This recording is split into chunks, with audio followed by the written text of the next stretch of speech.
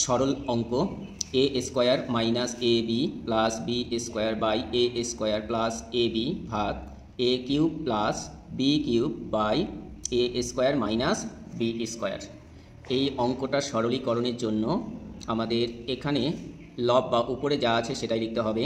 A square minus A B plus B square, নিচে a common নিতে হবে, তাহলে এ প্লাস বি থাকবে ভাগ এটা উপরে এ কিউব প্লাস বি কিউবের সূত্রে ভাঙাবো। সূত্রটা হচ্ছে এ plus B into A square minus A B plus B square, আর নিচেরটা এ স্কোয়ার মাইনাস বি স্কোয়ারের সূত্রে ভাঙাতে হবে।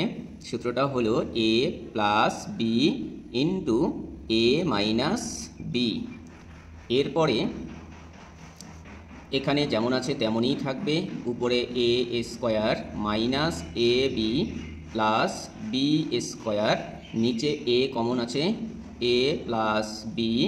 ভাগ চিহ্নটাকে গুণ চিহ্ন করে দিলে এটা উল্টে যাবে, উপরে হবে এ প্লাস বি ইন্টু এ মাইনাস বি, আর নিচে হবে এ plus B into A square minus A B plus B square.